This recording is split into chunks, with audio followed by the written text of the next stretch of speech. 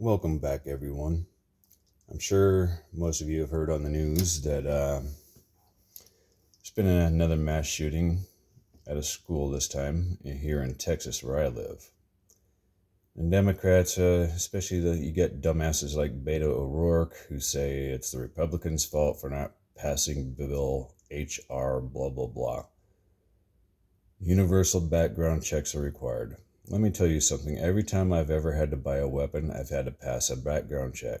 Every single fucking time you buy a weapon, you have to fill out a background check.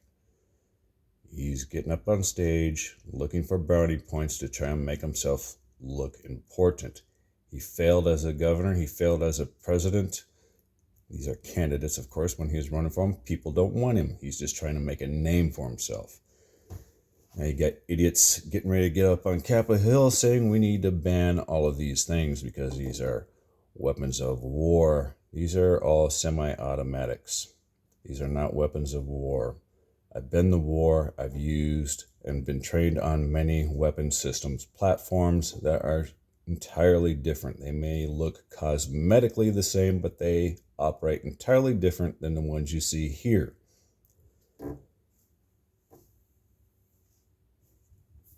So what stops a bad guy with a gun?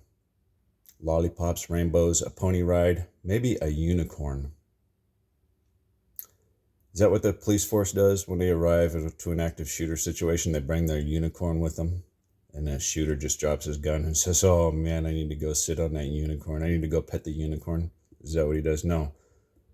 What stops a bad guy with a gun is a good guy with a gun.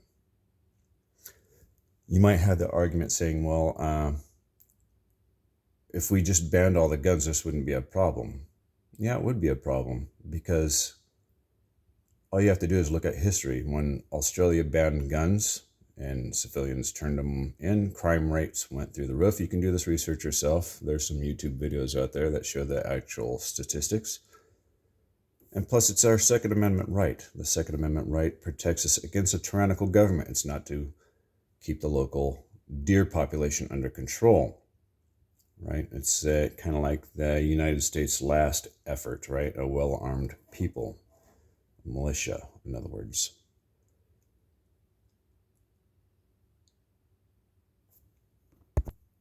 So that shooter went into that school and he, last I heard this morning, killed an estimated 19 people. Democrats would have you believe that spending an hour on your cell phone calling 911 is better than having a weapon in your hand. And you tell me. Think about it logically. If you're in your house and a home invader came in, you want to be on the phone with 911 for an hour, or do you want to have one of those or one of these in your hand? When seconds count, you definitely don't want to be on the phone with 911 for an hour. To my understanding, those police officers, or some of them, arrived within 4 minutes of that shooter entering the school. But they sat around drinking coffee and donuts, chit-chatting, shooting the breeze, and decided to let the chaos go on, let the shooter have his way with the young children who are innocent, defenseless, helpless, and can't do anything for themselves. They just decided to go ahead and let that shooter have his way with those kids. Those police officers, much like I did, raised their right hand to swear an oath to protect and defend, blah, blah, blah. Basically risking their life for the civilian population. Although as military, we do it a little bit differently. We risk our life for the Constitution, basically. Same principle, different concept. They sat around, they chit-chatted. People outside of that school were begging them to go inside and go disable that shooter, right? Go take him out. The police didn't want anything to do with it. In my humble opinion, every single one of those officers who sat outside chit-chatting, deciding what the hell to do, need to offer up their resignation right now, today. If you want to be a security guard, turn in your weapon and go work at Walmart as a door greeter, right? Stop people from stealing TVs. You signed up to do a fucking job. You decided it was worth risking your life to protect and defend the people around you. They said they had to call in a specialized unit. Whatever. You signed up for the fucking police. You signed up. Nobody twisted your arm. You need to protect and defend. That is your responsibility.